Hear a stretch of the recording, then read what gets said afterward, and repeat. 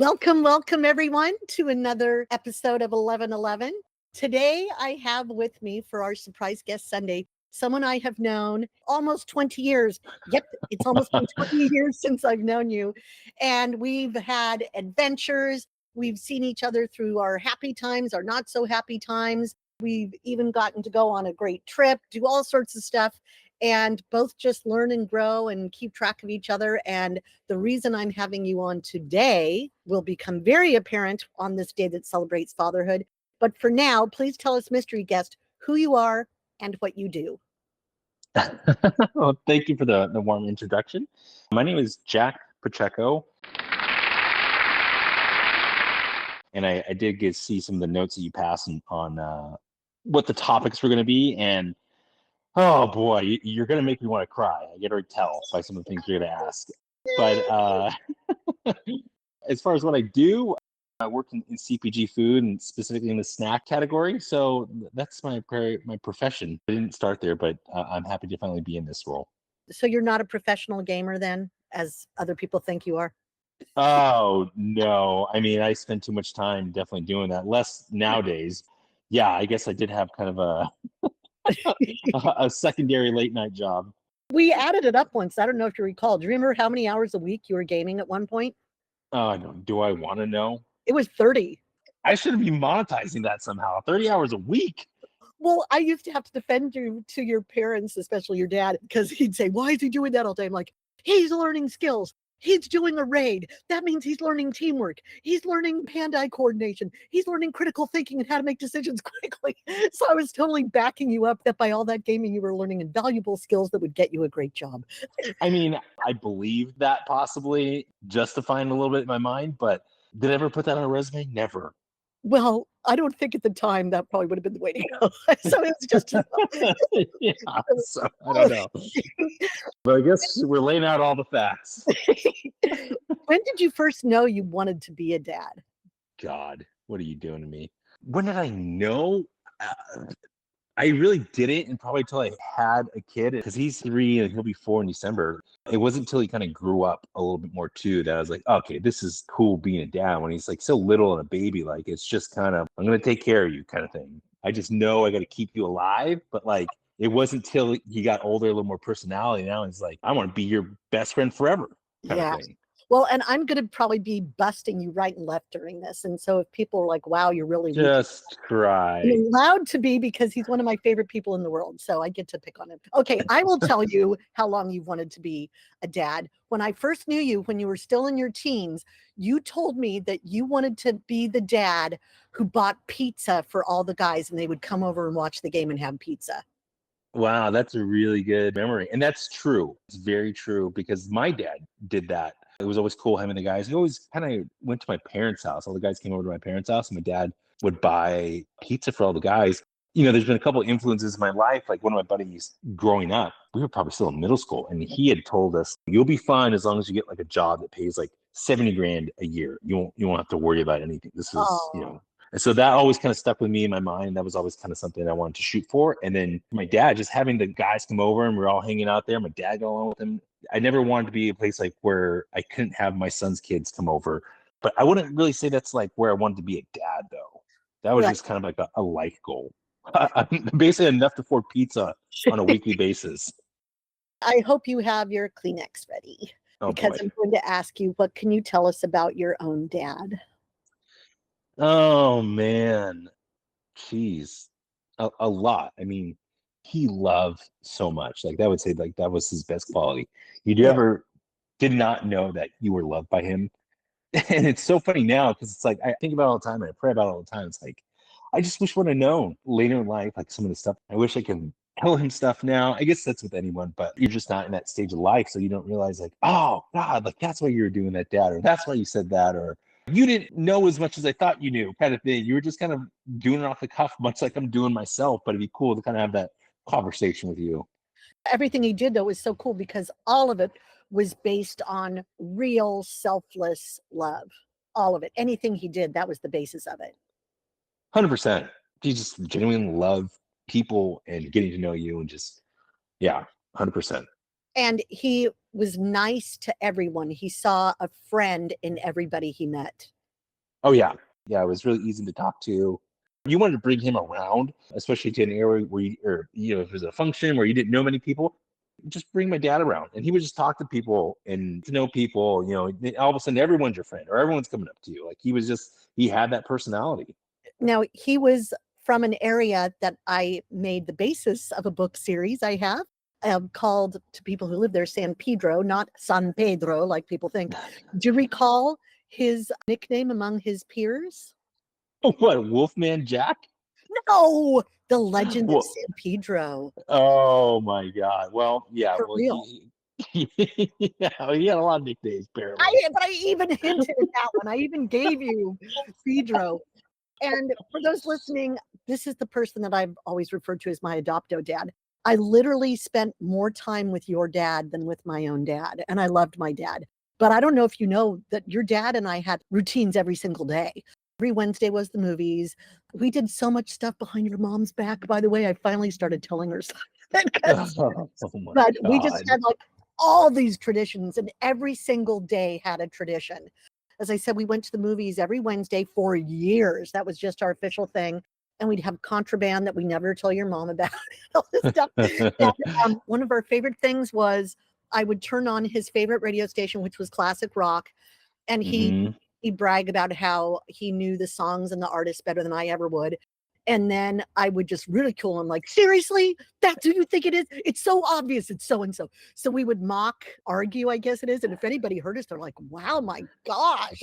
That's horrible. But that was half the fun. I couldn't wait for him to get it wrong because I actually knew more of it than he did. And I'd say, it's obvious there was a blues influence and it came after this. And this was their fourth album. And everybody knows that. So we had all these things that we would do all the time. And I quit going to the movies when he passed away because it hurt too much. And because he was always horrible during the previews, he would talk the entire time really loudly. And I tried to get him to do thumbs up, thumbs down. Oh, yeah. I was always apologizing to people and shushing him. So the first time that I went and there was no one to shush and complain about, I'm like, oh, this takes all the fun out of it. So He did do that. I think the best movies to go watch with him were like action movies because they didn't have to be necessarily too invested in the plot because that did bug me too when he would just be talking like, I'm trying to listen here, man.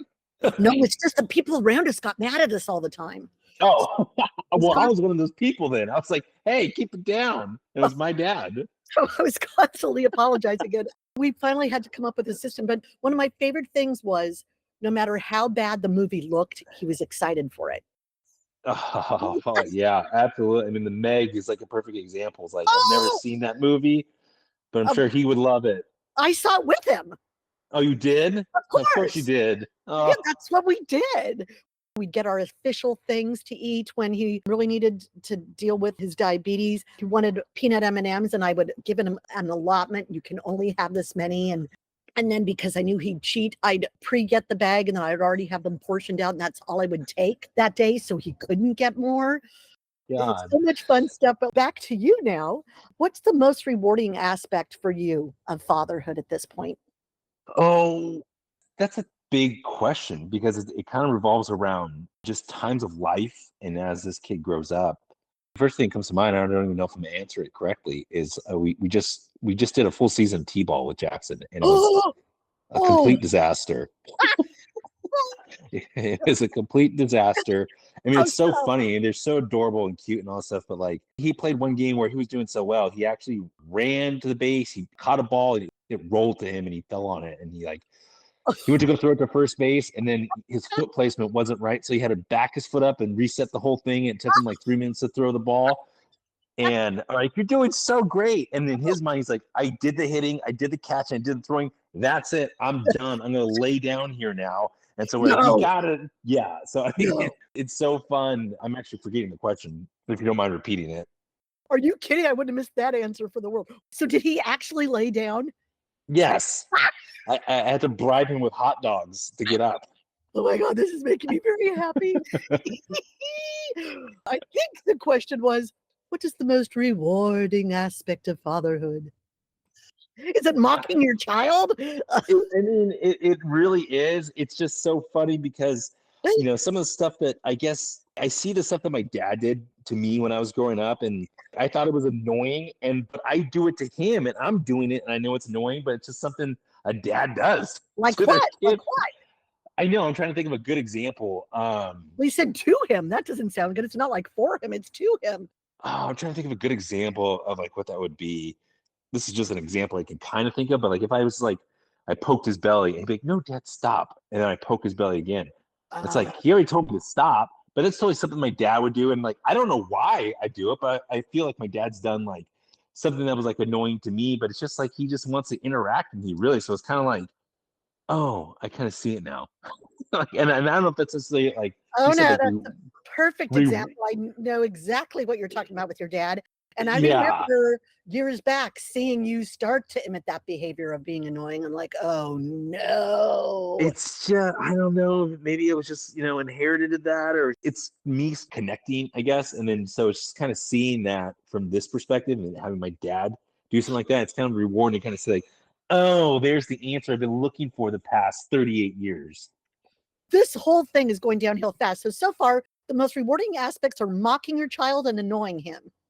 It's getting to see like kind of behind the curtain Yeah, of what my dad was and who he was as a father that's on so some of these things that I just like, why are you doing that? And now that I do, it's like, oh, okay. It's kind of coming from a place of love, but it's annoying. that's actually really cool, I think. Yeah. Yeah, I love that. What has surprised you most about fatherhood? How much my parents didn't know, both my mom and dad. They were just kind of, Faking it. yeah. I mean, they really are. I mean, even now, like, there's stuff that we've been to learn because access to the internet, and you kind of get that stuff a little more instantaneous, or other Yeah. friends and stuff like that. But a lot of stuff was just kind of, it's all like been passed down. This is how I was brought up, and then I'm just kind of putting my own spin on it, kind of thing. But my dad was very different in that way because he didn't grow up with the best dad. So like when you talk about like that genuine love, like he just erased all that. Not all of it, I would say, but definitely more so the love aspect of that. He's like, I don't want my son to live that way. I want him to know that I love and appreciate him. It could have been so easy for him to kind of fall back into just the way he was raised and stuff like that. And that's the thing where he decided he didn't want to do that. Yeah, it's a conscious choice and you work hard at it. That's it. I think you said it best. You have to work hard at it. And I have no idea what that's like. But I think it's something you do have to work hard on. What's a common misconception about parenting, specifically about being a dad? Oh my gosh, you're making me really dig deep here. A common misconception. I mean, I feel like there's so many. Like being scared, I guess, is a lot. You think growing up, you just think your dad's invincible and can help with anything, and then you kind of grow up, and then you kind of see like life and like taking care of things, and whether it be financial worries or whatever. Like your dad just couldn't show that, I guess, or at least my dad never did. It always like, oh, dad could fix it. He could take care of anything, even though maybe he's trying to figure it out on his own. You just don't know that. Maybe that's not a great example. I think you brought up a really interesting one because knowing both of your parents, I can see how it would really look like that to you guys and even from the outside. And especially because your dad literally fixed things. He was a handy Yeah. contractor. He knew his way around a toolbox. And then because he was so approachable and like a peacemaker as far as being friendly, people might think that. But what they might be amazed about is behind the scenes, the person who really was handling everything was your mom. Yeah, Your that's true. mom, she just had it locked down. She knew where all the money is, where all the properties were, where all of the insurance was, you name it. Your mom, being a teacher, has not only these amazing organizational skills, but she's able to be decisive and just a whole bunch of stuff. So between the two of them, you really got a great and interesting combination, parents wise, I think. Yeah, even to that aspect, it surprised me how my dad would like kind of wow her on different things, whether it would be just fixing or she would ask my dad his opinion on something, and you think my mom would have that answer instantaneously, and my dad would like, think about it this way. I guess one of the misconceptions I have my dad is just how, and I'm not meaning this is in a derogatory way, but just how, I guess, simple he was. And I never realized that. Like, he was just your average guy, and then maybe I'm not saying this correctly, but just kept things so simple. One Yeah, thing. he didn't get bogged down in drama. He always had an answer. Yeah. What has been your number one biggest challenge as a parent? Biggest challenge. Caitlin's so good at all this stuff. I would be in trouble if I was a single dad. I would be in big trouble. I wouldn't know sleep schedules and stuff like that. Like, if I was a single dad, he'd be sleeping in my room every night. Even now, like Caitlin hates it, but when he comes in here, like I think it's so adorable. And even though like it's terrible on sleep and him laying on top of either one of us or kicking me in the back or something like that, Yeah. like I love it, but I'd be terrible. Like he would not know how to go to bed. I mean, even now it's kind of a bad sleeper anyway. But even last night we put him to bed and he was wide awake, but it was already like 9:15. I put him in bed. I was actually laying on the bed, brushing my teeth, just on my phone, and I hear this shuffling. And I was like, what is this? And then it's him. He's shuffling backwards. He's in our bedroom, heading to our bathroom, and he's just smiling at me. And I crack up laughing. I'm trying to, like, I'm dying here. Like, I could not put the foot down right now. And so that went on for like 4 or 5 times before he Oh, finally stayed in his no. room. And I had to actually go in there and because Caitlin and I'm taking turns, like, who are you? Your turn to go put him back in bed. And so she was in there for a while, so I went in there to go see what's going on. I was like, hey, it's 10 o'clock. Like, get up, put him in his bed, and he finally stayed in there. But, like, if I was a single dad doing that, I'd be like, that's a great shuffle. Come to bed, son. You're staying with me tonight. I've been learning from Caitlin, honestly. Well, to be fair to you, if you were a single dad, I think you would be Googling everything and you would do a great job because you'd be like, oh, shoot, I'm not allowed to do that because you would get the answers. But you've got a great partner that does know what she's doing. So I bet it kind of gives you a little slack to not have to do all that stuff. You get to enjoy it. Yeah, I really do. Because I'll sneak him treats and things like that. Like, I'll go get gas and we'll go to this gas station. And, because I did it one time, now it kind of happens every time. Like, are we getting pizza, Dad? It's like, of course you're getting pizza, son. Oh my gosh. But I love that. That was a great shuffle. Staying here. Yeah. For all the annoyance he causes and trouble, like all that is just forgotten when he doesn't go to do a thing. Whole like, can I give you 3 kisses, Dad? And I'll kiss you on the cheek 3 times, and I want to hug. And like, oh God, I totally forgot that you kept us up till 4 a.m. last night. After that, Oh, he is wily. He knows all the tricks. oh yeah. Oh, he also likes to fart on me now. That's like a new thing. So that's weird. And he can do it like on command. Oh, well, he takes after his lineage. What can I say? Yeah, that's what he told the babysitter. He's like, I can't wait for my dad to get home so I can fart on him. Oh my gosh. That babysitter probably thinks, what kind of family is this? Exactly. Could you imagine with a single dad? No, the world would not be prepared for that. So you have a second child on the way. How do you think things will change when he comes? Oh, it's going to be starting all over again. Like, I really didn't want a second one. Maybe that's just because we kind of got this down and we kind of got a system. And maybe I was just kind of foolish to think that having a sibling myself and Caitlin's one of 5.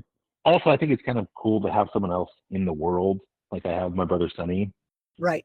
Parents go away and stuff like that. It's just nice to have there's someone from the same tribe as you somewhere out in the world kind of thing. Yeah. But it's going to, doing this all over again, I'm already exhausted with this one. This is going to be, it'll definitely have some challenges. And maybe he won't even be as bad as Jackson in terms of like bedtimes are a tough thing. He's just like a night owl for some reason. Like his dad. Yeah. So I'm hoping this won't be more like his mom who want to go to bed at 8:30. But also, now that you've done it, I think you'll be surprised at how much better you do it now that you've already done it once. I think so. Yeah, I think a lot of the learning curve's kind of out of the way on some of this stuff. And you see memes all the time of parents like with the first one, like, oh, like picking them up because they slipped and fell. And then the second one, they're just like, get up kind of thing. Like, Yeah, or just leave them there. Yeah, exactly. It couldn't be more true. Oh my gosh. Are there any trends or shifts you've noticed in parenting since having your first child? And maybe it's just because kind of the circles Caitlin associates with is being more conscious about foods and things like that. Not that that wasn't, but they grew up going to Jack in the Box and McDonald's and stuff. When I was growing up, it was choosy mothers choose Jif. That like if you were a good mom, you'd use Jif peanut butter. I'm like, well, then give me a bad mom because I'm a Skippy girl, So, Yeah, exactly. but Even to now, this day, like it tastes better than just like the all natural stuff, but like that's the only thing we give Jackson. yeah. Also, now we've got the whole anaphylactic shock thing. When we were little kids, didn't have peanut allergies like they do today, or strawberries or gluten or whatever it is. So There's a lot to it. And then, of course, more people are going vegetarian and vegan, and it's just a lot to figure out. Oh yeah, totally. I think just individuals are just more conscientious of what they're putting in their bodies in one way Yeah. or another. Growing up, like my grandma would give us 7-Up. Your stomach's upset or you're not feeling good, have some 7-Up. Yeah. What is something you can share about yourself that people may not expect, or something about you that might surprise people? Did you say at the beginning of this? I mean, 30 hours of gaming? Oh, that's pretty good. Well, I will tell them if there's something they not expect. You've got this wonderful deep voice, but you giggle like a girl. I have a great giggle, I'll have you Like know. a girl. I mean, There whatever. you I go. mean, There you go. I do not. Now, this next one, I'm not even going to ask you what your favorite books are. How many books have you read? One book, I would say. What book? The Shadow in the Wind. Okay. It's the one we read together. But we also read Memoirs of a Geisha. You read that whole one, Oh, right? I did read that one too. Yep. Okay, I'll ask you, how many books have you read not while you were on planes? 0? Like books? Yes, like books. No, that's probably it. Honestly, as far as books go, yeah, I have not read a lot of books. Okay. All right. Now, what are your But I 3 do a lot of reading. manga or something, right? Yeah. Oh, okay. So what are your 3 favorite stories? Be they mangas, animes, movies, TV shows? What are your 3 favorites? Stories? So what are your 3 favorite movies, for example? Or what's your favorite movie? My favorite movie? Oh my gosh. I like Rudy. I like anything kind of like a father element to it. Did you say Rudy? Rudy. I did a whole podcast episode about Rudy, and I cried through most of it. Continue. I've been thinking a lot about, have you seen the movie What Dreams May Come? Oh, yes. And the person who will be on the week before this airs, one of the people, that's what they chose. I can't believe you even have seen that movie. Oh Yeah. yeah. And I think about that all the time because like, what if that is real? Like when you feel sad or something, it's like maybe that's my dad, like right there, like, hey, like I'm right here. Like, cause Yeah. that's what happened in the movie, Yeah. It gets a little dark in that movie, but it's a really cool movie. Yeah. It's beautiful. Well, and Robin Williams, I know he's hilarious, but his soul, you know what I mean? He had this depth of soul that was just not of this world. He was just special. That's all there is to it. He Oh, really was. He was yeah. really good in everything he did. Any movies I watched with him, he was great. Dead Poets Society, one of my Dead all-time Poet favorites. Society. Yeah. And he made that movie. I don't know if it's the same movie without him. Well, no. No, not even close. What's your favorite Marvel movie? I would say like the Endgame series. I didn't know what Marvel was. I didn't know like it had this whole story arc and how things tied in as much as they did when they came out with these movies. But that completion of Endgame was amazing. I mean, I think when I saw the first Iron Man and how they brought that to life, I thought that was incredible how you could make something that was based on a comic book and really kind of capture exactly kind of the essence there. Yeah. But I think the one, my favorite one, and it's probably yours too, but the Deadpool ones are so great. I watched the teaser for the Deadpool 3 and I was crying laughing. I just choked. You got me so excited. I do love Deadpool, but I don't really think of those as Marvel movies. They're just different for me. Can I quote Ryan Reynolds? Please quote Ryan Reynolds. He says, and as a Deadpool character, I'm Marvel Jesus. That was amazing. Oh, what's your favorite, just for fun, what's your favorite anime or manga? Oh my gosh. I would probably Naruto. Definitely not One Piece. I don't even know what that is. How do you spell it? What, Naruto? Oh, Naruto. I thought you said like Naruto. You're kind of muffly, so I don't really catch everything you're saying. Hopefully, maybe in post, we can clean it up. We'll see. What are you looking forward to next in life, in fatherhood and work and just anything? What's up next for you that's fun? Honestly, I would say I'm actually kind of really excited to be in my new job. I'm all of 8 days, I think, now in it. They have products that I would want to sell. They're kind of better for you. They're usually on the healthier side of things, like in selling that kind of stuff in. And I really like getting into this whole world of food and figuring it all out. And, I credit a great friend of mine for helping me along and kind of being a mentor me in this. And I even tell him to this day, I was like, you kind of changed the trajectory of my life and career because of that. And I tell you, you'll never have a bar tab around me. Like you changed everything for me. And so being a part of something like this, because I did so many interviews for so many different for things, and in my head trying to justify them, like, oh, I can see myself selling this one company. They sell beer salts, very niche kind of product. Like, how often are you going to do that? And I bought a pack. I was like, oh, I can see myself doing this. And I even carried a bottle with me at a time as I was going through the interview process on the weekends where I knew we'd go get like a beer or something.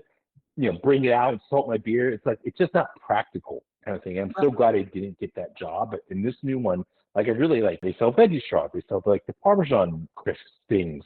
Ooh. These are things like that people will actually purchase on a regular basis in the space that I want to work in. So I'm kind of looking forward to this. And it's great too, because food is obviously a big part of all of our lives. So for you to be able to work with a product that you like believe in and think is going to make food consumption better for you and your family and the future generations, that's cool. You're getting to contribute in a positive way, not just go clock in for a paycheck. Totally. I'm excited. And then, like I said, it's still new and everything, but I'm definitely excited to see where this goes. And it's a big enough company where I can see myself kind of growing with it. So I'm really, really excited. And food service has been a big part of your life. You got fired from a frozen yogurt place and then you worked at a restaurant. I was just retelling that story to someone because they were saying, do you know anyone that's actually been fired from work? I was like, funny you asked. Yeah. And I'm sure I fired you once or twice, or I should have anyway. Yeah. In our non-interview podcast episodes, we assign listeners a tiny task each day. Now, most of these people, it has to do with what they do for a living. Like if they're a massage therapist, the wonderful gal we had took them through a breathing exercise, or somebody might say do a gratitude journal because, they're a life coach. So for you, as a parent on Father's Day, what is a tiny task you would assign to people? I would say appreciate. I have a good example. My birthday is on June 3rd, and my son, I went to go pick him up, and his teacher had brought this little like art thing he made for me, and she like passed to him like it was like a big secret thing, but I kind of knew it was coming. And so, it's his little, maybe I could send you a picture of it, but like he wrote his name on it and it said he said happy birthday. And just to really, as easily as you can look at it, take that in and be like, get it. I appreciate it. Like really take a second as a father figure or a parent to appreciate that thing. That was so impactful. Like I almost teared up when he gave it to me. And it was like basically nothing to anyone else, but to be on this side and like whether his teacher told him to do it or he thought of it, that was so touching. And that's a good memory to hang on to. Yeah. And don't let that slip through. Don't let that pass you up because you could easily, hey, we got to go. We got to get out of here. Like take a moment and absorb that. That's really cool. Yeah. Whichever side of the equation they're on with their dad, with their child, whatever, just take a moment to appreciate those special little gifts, whether it's a gift of a smile, a hug, a shuffle, whatever. I think, yeah, you hit on the head with that. Like, yeah, appreciate those little things because it goes by so fast. I know they say it, but it really does. Some of the things that I miss, like I used to say when he was a baby, stick his tongue out because that's all I think you can really do. And he would do it on command. I thought that was the coolest thing.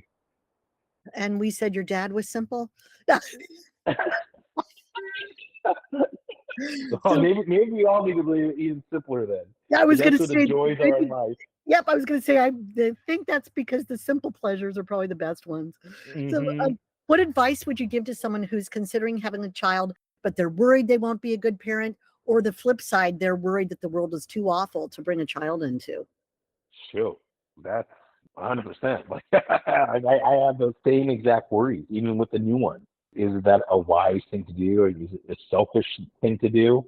Because you're going to be gone, but I don't know. I guess that's too negative to think like that. I guess even as things are kind of changing.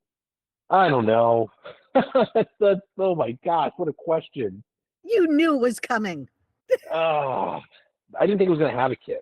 Honestly, like things are great the way they were, and especially with things going on and stuff like that. Because we had COVID when we had Jackson, so it was a very wild time. But now it's everything everyone says it is. Like, when they say it's the best and worst and all that stuff, and it's mostly the best, it really is. There's nothing like it. I can't wait. Every day is different, but I can't wait to be best friends at a different level with Jackson, all through those ages. Like from 4 to he turns 30, I can't wait. And I know like why my parents wanted me to call them and wanted to hang out with them. Like they just want to be with you. It's so awesome. And that's what I want to be with Jackson. I just can't wait. Well, I was going to ask any last thoughts, but that's a pretty good one, actually. Is there anything you want to say in closing? I would just say to your dad that we're thinking of him today, and my own dad, of course. You didn't get to meet my dad, but he was the consummate gentleman. I teased him because he would wear a tie on the weekend, for real. But wow. yeah, it was that he was just super financial business. That was just his deal. But he didn't wear it with a coat on the weekends. He wore it with a cardigan. Whoa. Okay. All right. Man of taste and style. Big hug to you. Congratulations on the new one coming up. Both of your boys are just so lucky to have you as a dad. I always knew you'd be an amazing dad. Even if you didn't want to be one, I'm like, well, he has to be because there will be a child that needs him. So I knew you'd be an amazing parent. And I know that you will always exceed my expectations with that. And we're going to give a hug to your dad, and just to all dads listening or all children listening, thinking of their dads, just appreciate fatherhood. Real fatherhood has such amazing qualities. This was so much fun. We never get to talk. So maybe I'll come up with more excuses that you think you're going to be on a podcast, but it's really just so we can visit. I definitely enjoyed it. I got things swirling in my mind now. It's so crazy. Yay! Moms are important. Dads are important. I think dads get the most fun, though. Oh, probably. Can't wait to see you when you come out to see your family, your mom and your brother. So look forward to seeing you then. And everybody listening, happy Father's Day to you, whether you have a father here with you or you're one or not. This is just a wonderful day to celebrate those incredible qualities because we all love dads. So chitties de som, everyone. Tuta.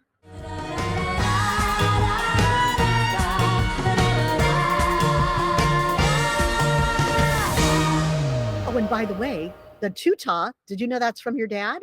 No.